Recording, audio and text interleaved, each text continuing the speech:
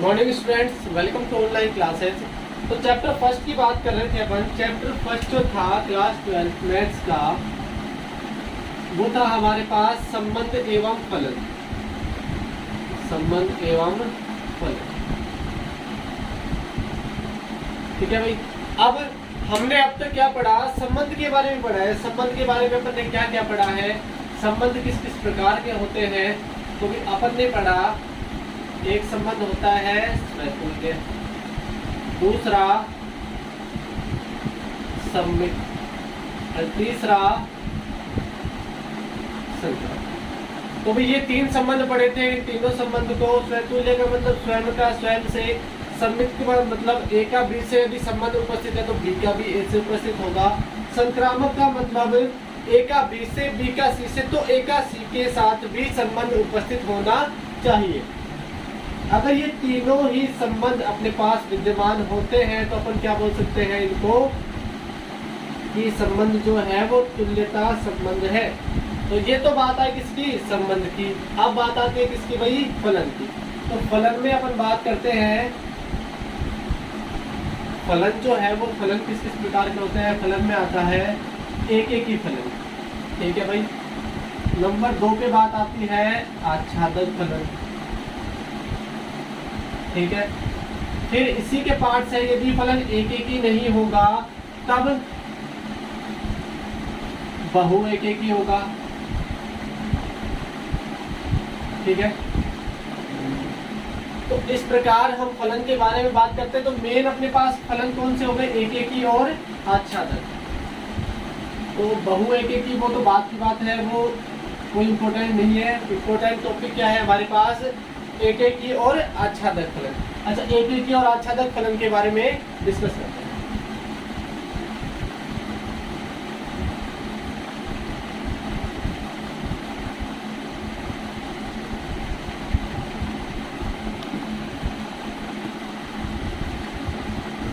तो भाई एक एक ही फलन स्टार्ट करने से पहले हम फलन के बारे में जान लेते हैं कि फलन क्या होता है।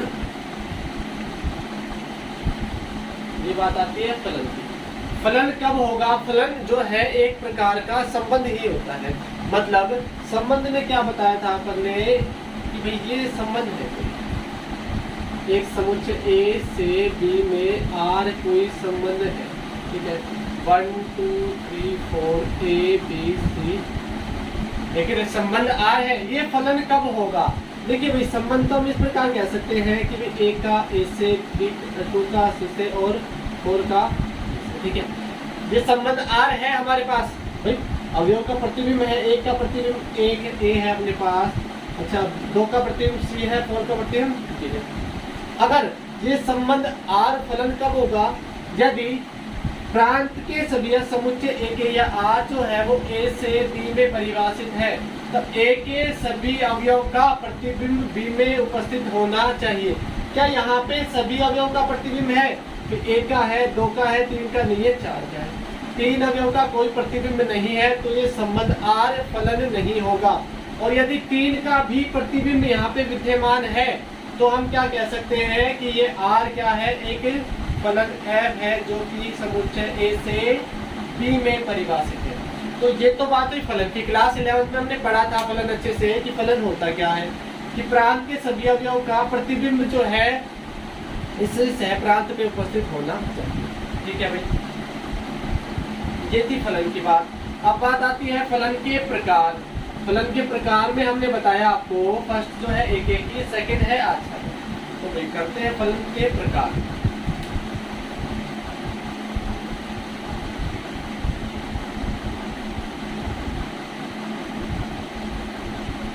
फलन के प्रकार में नंबर 1 पर है क्या,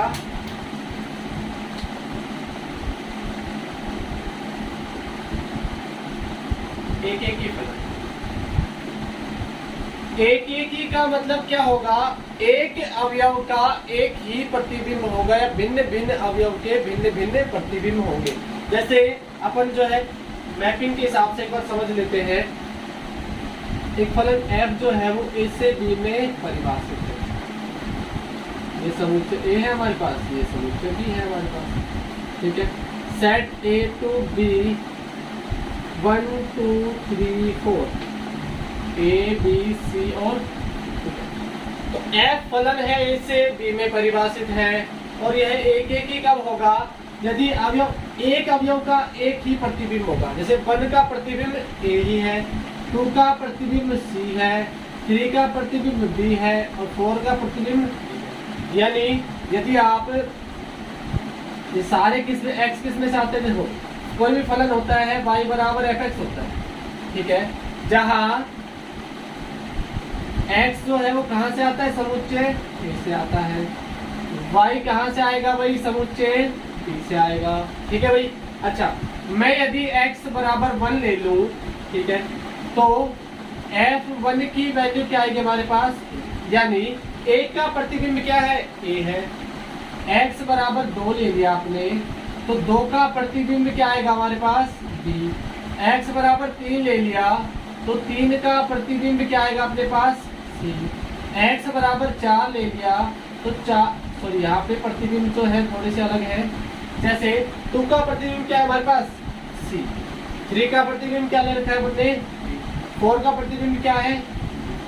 तो देखिए भाई अवयव भी अलग अलग है तो उनके प्रतिबिंब भी अलग अलग है, मतलब भिन्न भिन्न अवयव के भिन्न भिन्न प्रतिबिंब हो तब फलन f जो है एक एक ही कहलाता है। परिभाषा देखेंगे, यदि फलन f a से b में परिभाषित है, ठीक है, यदि कोई फलन f a से b में परिभाषित है तब समुच्चय A के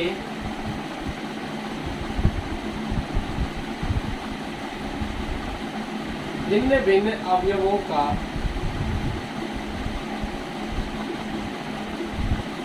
भिन्न भिन्न प्रतिबिंब विद्यमान हो तब फलन f एक एक ही फलन कहलाता है। ये तो अपन ने समझा मैपिंग के बारे में कि भाई अलग अलग अवयव का अलग अलग प्रतिबिंब होगा तो फलन f क्या कहलाएगा एक एक ही कहलाएगा।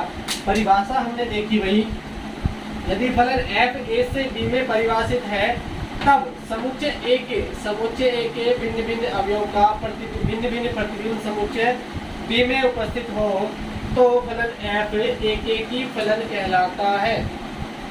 अच्छा इसको मैथमेटिकली जब हम क्वेश्चन करेंगे उसको किस प्रकार से लिखेंगे तो देखते हैं।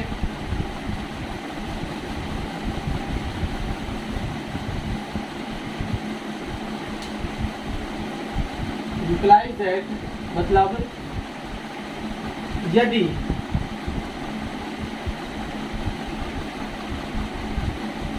अर्थात यदि f(x1) बराबर f(x2) है तो x1 बराबर x2 आना चाहिए, मतलब दो अवयव का प्रतिबिंब समान है तो अवयव भी समान होंगे। अथवा दूसरी कंडीशन, यदि तो अवयव ही अलग अलग है, x1 x2 not equal, x1 x2 बराबर नहीं है, जहां तो x1 और x2 कहां से आएंगे वही समुच्चय, ठीक है, x1 x2 बराबर नहीं है तो उनका प्रतिबिंब भी बराबर नहीं होना चाहिए। दोनों का मतलब एक ही है भाई, यदि कोई अवयव का प्रतिबिंब समान है तो अवयव भी समान होना चाहिए। यदि किसी अवयव ही बराबर नहीं है इसका मतलब प्रतिबिंब भी समान नहीं होगा तो फलन f कैसा कहलाएगा, तब f एक एक ही कहलाएगा। ठीक है भाई, तो ये तो था मेथड, इसके ऊपर एक एग्जांपल देखते हैं अपन।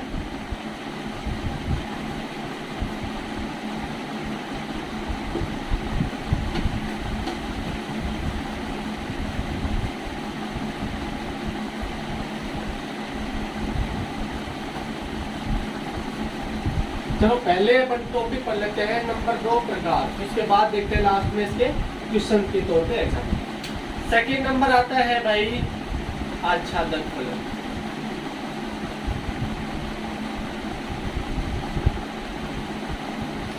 आच्छादक फलन किसे कहते हैं? तो कोई फलन f जो है वो a से b में परिभाषित है। अब तक बात चल रही थी अपने समुच्चय यहां से अवयव की, अब बात चलेगी समुच्चय b से।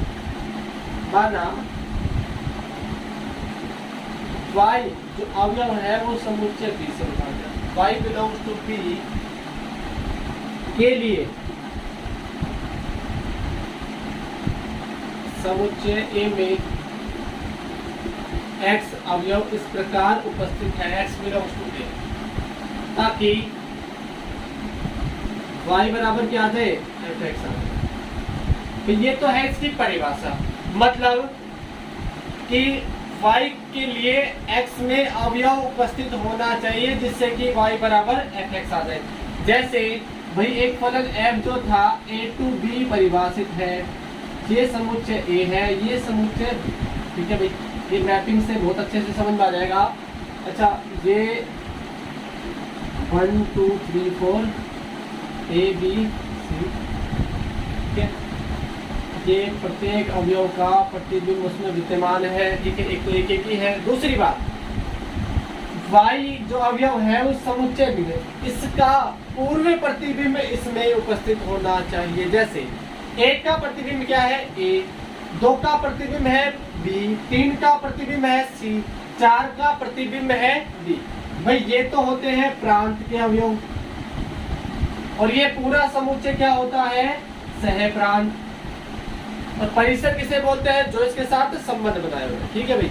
मतलब अब हम क्या कह सकते हैं, परिभाषा देखना भाई हिंदी में, सह प्रांत के सभी अवयव का पूर्व प्रतिबिंब प्रांत में उपस्थित होना चाहिए, तब फलन f आच्छादक फलन कहलाता है।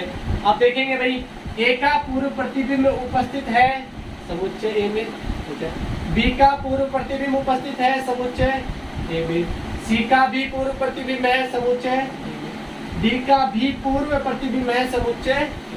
अच्छा, यदि यहाँ पे एक अवयव और आ जाए, सह प्रांत में एक अवयव और आ गया, प्रांत तो अपने पास क्या है, प्रांत के अवयव 1 2 3 4।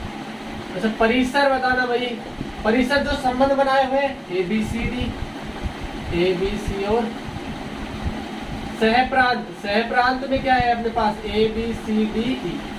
सह प्रांत के सभी अवयव का पूर्व प्रतिबिंब उपस्थित होना चाहिए, लेकिन ये अवयव ई जो है वो सिंगल है, मतलब इसका पूर्व प्रतिबिंब प्रांत के समुच्चय में उपस्थित नहीं है, अर्थात यह फलन आच्छादक नहीं होगा। आच्छादक कब होगा, जब ये ई नहीं होगा। प्रत्येक अवयव का पूर्व प्रतिबिंब है, और जैसे ही यहाँ पे एक अवयव एक्स्ट्रा आ गया, इसका पूर्व प्रतिबिंब नहीं है। अगर मान लो यहाँ पे ऐसा होता, ये लो 5 आ गया, ये इसके साथ जुड़ा है, आच्छादक है, लेकिन यहाँ 5 नहीं है, किसी के साथ भी नहीं जुड़ा, तो ये कैसा होगा भाई, आच्छादक फलन नहीं होगा, ठीक है भाई। तो ये परिभाषा थी कि समुच्चय B में y बिलोंग्स टू B के लिए समुच्चय A में x बिलोंग्स टू A का अस्तित्व होना चाहिए, ताकि y बराबर fx आ जाए। तो ये बात थी भाई आच्छादक फलन की। एक अब देखते हैं इसके बाद बहु एक फलन।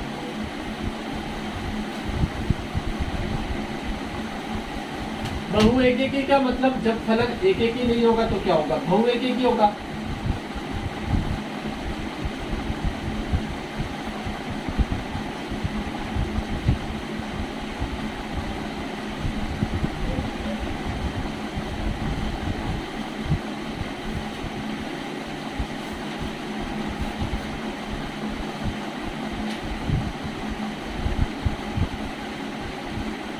क्वेश्चन देखते हैं जिनमें एक और आच्छादक दोनों के बारे में एक एग्जांपल हो जाएगा अच्छे से। क्वेश्चन है हमारे पास, क्या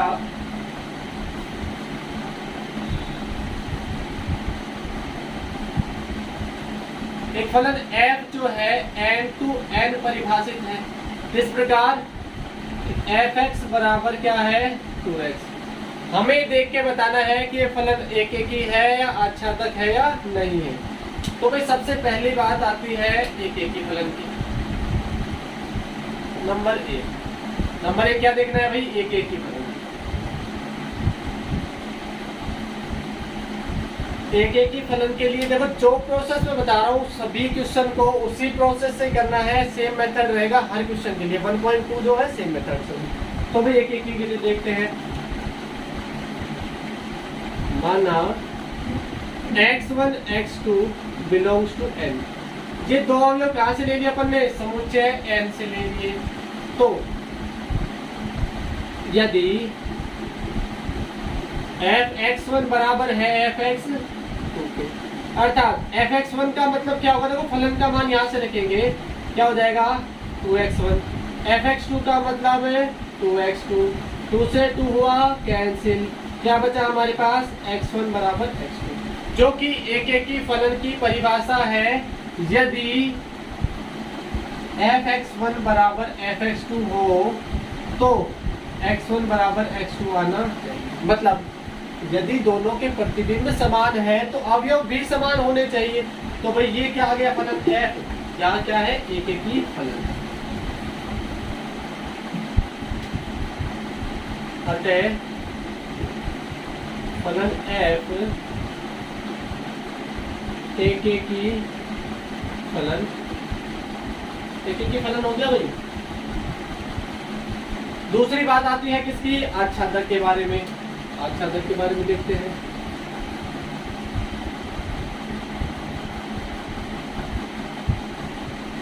आच्छादक के लिए मैंने क्या बताया था कि आप इस समुच्चय से क्या लोगे, अवयव लोगे।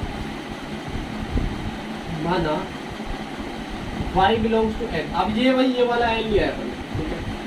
y बिलोंग्स टू n के लिए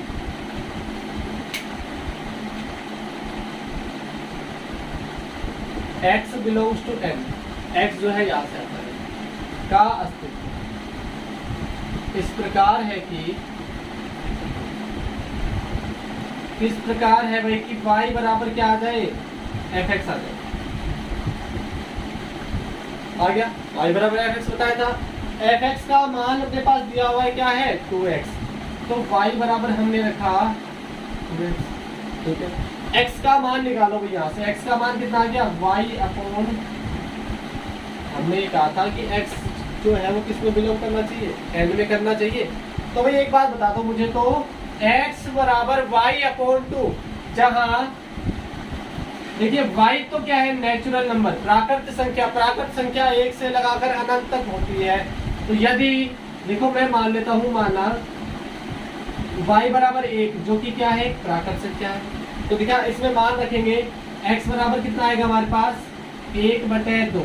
1/2 क्या प्राकृत संख्या है, नहीं, यह है प्राकृत संख्या नहीं है। तो x का अस्तित्व क्या होगा, नहीं होगा। x का अस्तित्व नहीं होगा तो अपन क्या कह सकते हैं, यहाँ पे अगर कैसे लिखेंगे, नॉट बिलोंग्स टू, ये x जो है प्राकृत संख्या इससे समुच्चय में बिलोंग नहीं कर रहा, अभी यहाँ से नहीं आ रहा, अर्थात x जो है 1/2 नॉट नेचुरल नंबर, प्राकृत संख्या नहीं है, अर्थात तो फलन जो है वो क्या है आच्छादक नहीं है। अतः फलन f जो कि n से n में परिभाषित है आच्छादक नहीं। ठीक है भाई, ये तो की बात है आच्छादक। अब देखो ये आच्छादक जो है किस पे डिपेंड करता है, इन दो समुच्चय पे डिपेंड करता है। अगर एक नेक्स्ट एग्जांपल यदि मैं बताऊं आपको, इस प्राकृत संख्या की जगह में यदि वास्तविक संख्या का समुच्चय ले लूं, जैसे मैंने ले लिया f जो है real number two real number परिभाषित है, तो भाई एक एक ही तो रहेगा ही रहेगा, एक एक ही में कोई समुच्चय का रोल नहीं है। अब बात आती है आच्छादक की, तो भाई y जो है किससे आ रहा है अपने पास, समुच्चय r से, ठीक है। x भी कहां से आएगा, समुच्चय r से आएगा। y बराबर fx, सेम टू सेम रख दिया। अब y किस में बिलोंग कर रहा है भाई, रियल नंबर। x जो है वो क्या है वास्तविक संख्या, वास्तविक संख्या है तो 1/2 भी तो क्या होगी वास्तविक संख्या, क्योंकि वास्तविक संख्याओं में परिमेय संख्या, पूर्णांक है, परिमेय संख्या सभी संख्याएं आती है, ठीक है।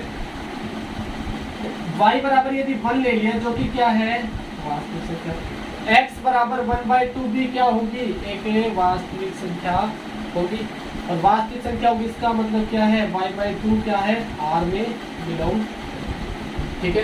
यानी प्रत्येक x जो है वो किसमें बिलोंग करेगा, r में, यानी इस समोच्च को। अर्थात फलन f जो है r से r में क्या होगा, एक आच्छादक फलन है। ठीक है भाई, इस प्रकार से एक एक ही और आच्छादक फलन की बात करेंगे। और नेक्स्ट वीडियो में हम देखेंगे एक्सरसाइज 1.2 के क्वेश्चन, जो कि मेथड सभी में क्या रहेगा, सेम। एक एक का यही प्रोसेस रहेगा और आच्छादक का भी यही प्रोसेस रहेगा। तो भाई टॉपिक्स को जो है वो नोट कर लेंगे, नोट्स बना लेंगे। उसके बाद नेक्स्ट जो वीडियो में हम एक्सरसाइज की बात करेंगे। So thank you guys.